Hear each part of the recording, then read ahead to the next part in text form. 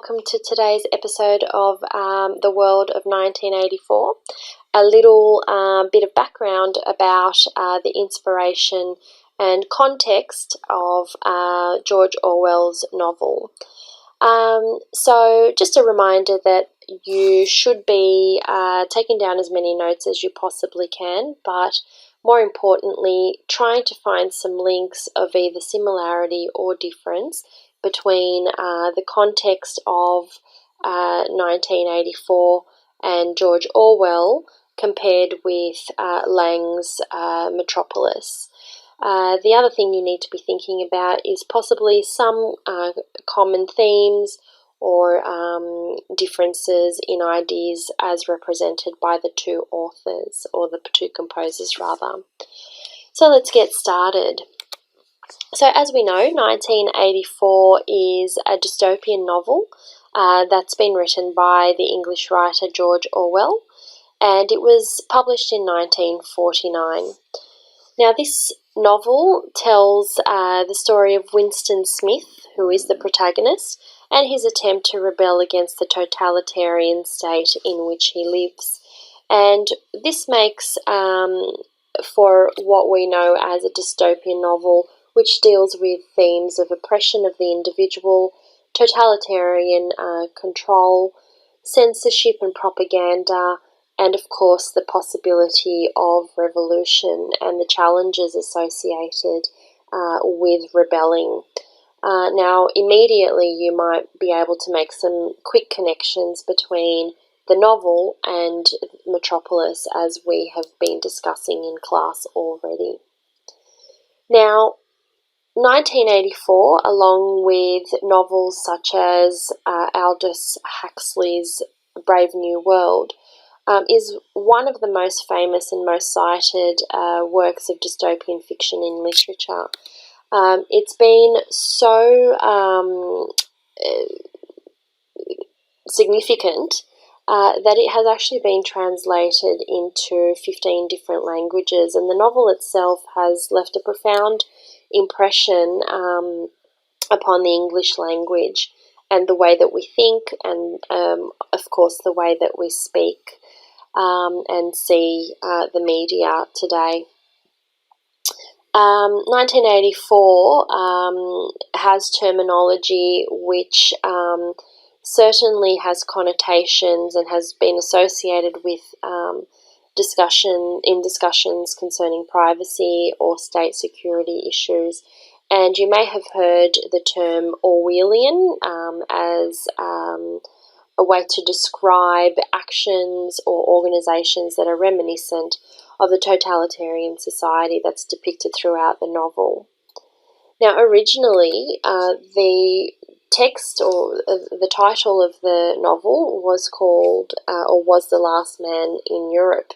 And this is an interesting choice of title because immediately we get a sense of the isolation, the despair, the sense of false hope that it does exist in the novel and that Orwell develops throughout the events.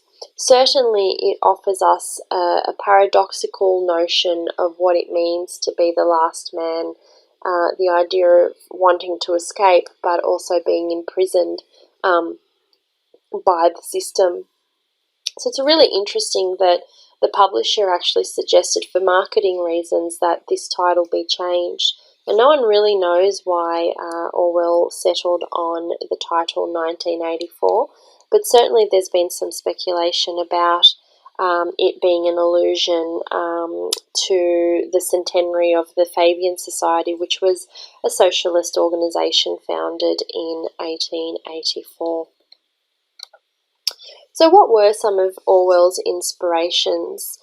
Well, for this clip, we're just going to look broadly at some of his earlier inspiration in terms of the world that he was immediately associated with. Now, in his essay, Why I Write, Orwell clearly explains that all of his serious work since the Spanish Civil War in 1936 was written, quote, directly and indirectly against totalitarianism. and for democratic socialism. So when we look at 1984, we can certainly look at it as a cautionary tale against totalitarianism, and in particular, the betrayal of a revolution by those that claim to defend or to support it. However, as many reviewers and critics have stated, it should not be read as an attack on socialism as a whole, but rather on totalitarianism and potential totalitarianism. Now, Orwell had already set forth his distrust of totalitarianism and the betrayal of revolutions in earlier works. And in particular, we see this in Homage to Catalonia, as well as one of his more famous novels, Animal Farm, which was an allegorical tale that reflected on the dynamics of the Russian Revolution. Certainly, 1984 celebrates the idea of having individual freedom in the present and the potential of losing that in the future, which is something that he explores quite deeply in his novel, which is, of course, that loss of individual freedom. We notice that in his text, in his novel, that he reflects a lot on the world that he was interested in. And many aspects of the society in which 1984 is set is actually reflective of the Stalin-era Soviet Union. For example, the 2 Minutes Hate was based on Stalinism's habitual demonization of its enemies and its rivals. And of course, the description of Big Brother himself bears a strange and quite physical resemblance to Stalin, as you see there on your right. The party's proclaimed great enemy, Emmanuel Goldstein, certainly resembles Leon Trotsky, and I guess in part mostly because they're both Jewish, but they also share other characteristics which you can explore through the novel.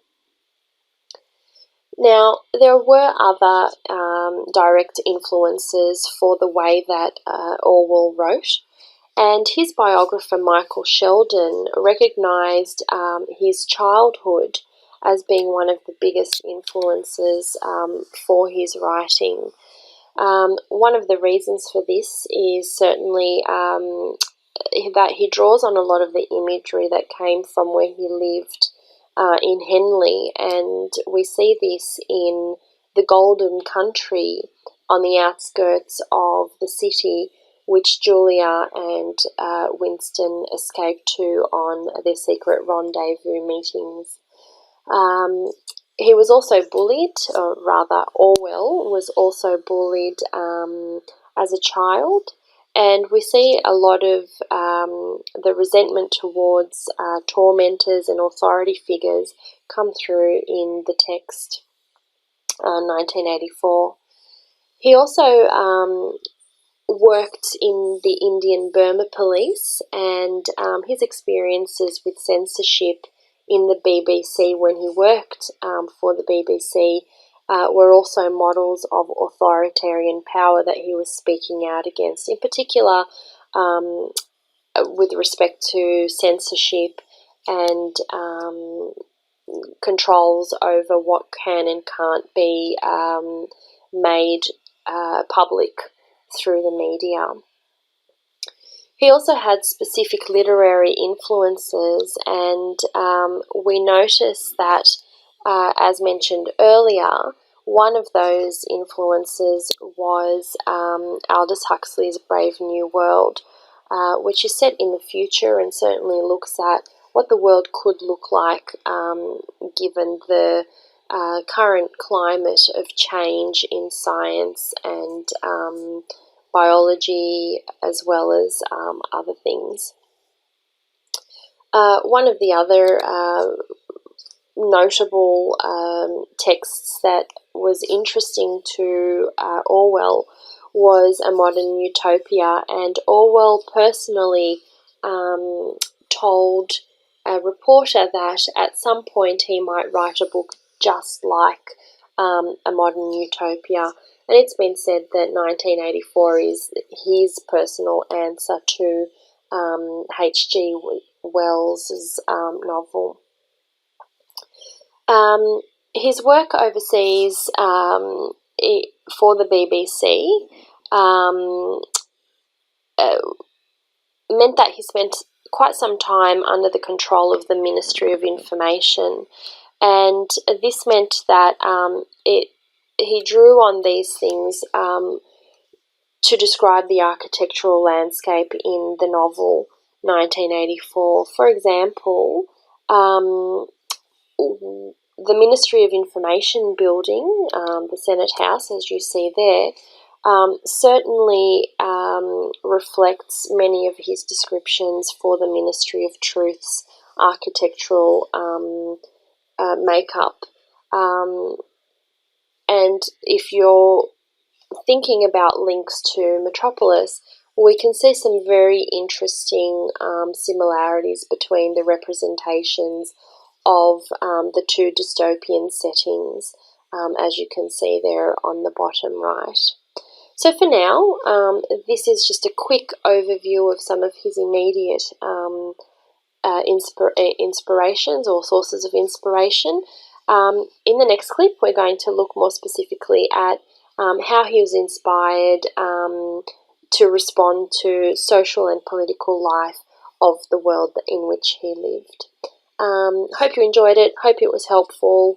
If you have any questions, please don't hesitate to either do some research or, of course, bring them up in class for discussion.